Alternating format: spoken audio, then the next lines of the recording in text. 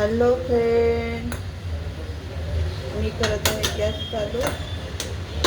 त्याच्यावर ठेवते कढई. आपण करणार आहे सोयाबीन खिमा. मी हे गरम पाण्यामध्ये भिजत ठेवलेले आहे.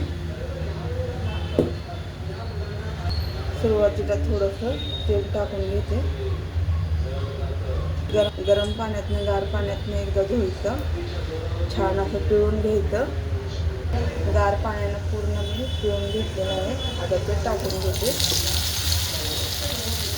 छान असं भाजायचं आपल्याला. छान असं भाजून घेऊया.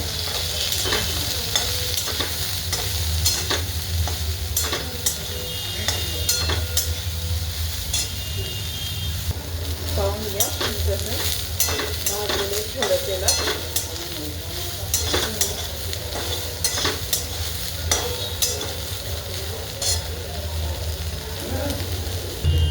आपलं बऱ्यापैकी भाजून झालेलं आहे.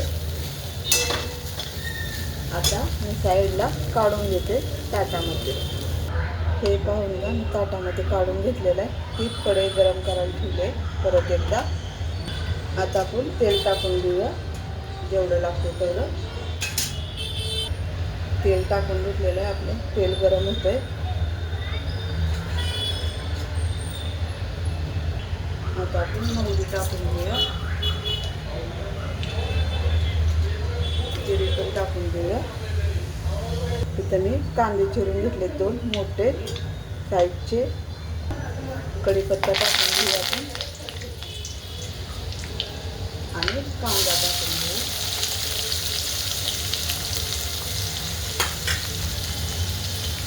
कांदा छान असा लाल फ्राय करून घेऊया आपण. सोयाबीन छान असं गार झालेलं आहे. आता मिक्सरच्या साहाय्याने काढून घेते. मी मिक्सरच्या भांड्यात टाकून घेतलेलं मी बारीक करून घेते.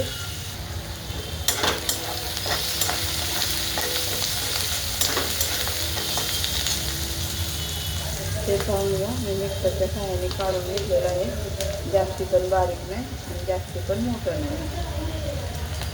आपला कांदा छान असा भाजून होत आलेला आहे. म्हणजे तिथं मी अद्रक लसूण पेस्ट घेतलेले ते पण टाकून घेते. तिथे घेतलेले 2 टमाटे ते पण टाकून घेते. पूर्ण ते एक करून घेते.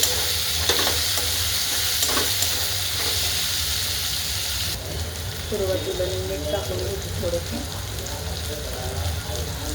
जेवढं लागतं तेवढं.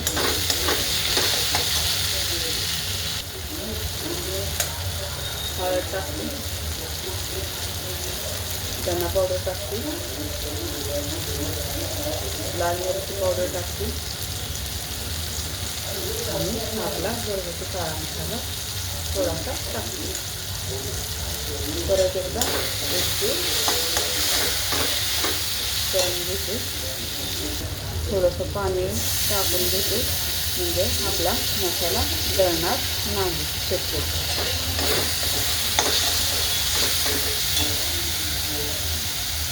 बघा, आपला सगळा मसाला भाजून झालेला आहे. आता सोयाबीन केलेलं बारीक मिरची टाकून घेते आणि एक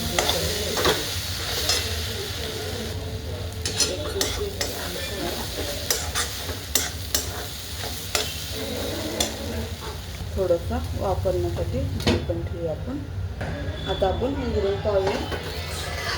बघा, आता वाफ सुटलेली आहे आणि आपला सोयाबीन खिमा खाण्यासाठी तयार पण आहे. थोडीशी कोथिंबीर टाकूया. कोथिंबीर नाही तर शिल्लक.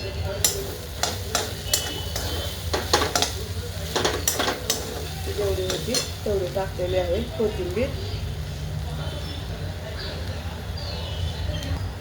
आपला सोयाबीन खिमा तयार आहे खाण्यासाठी. कोणाला आवडला असेल तर लाईक करा, शेअर करा आणि कमेंट करा.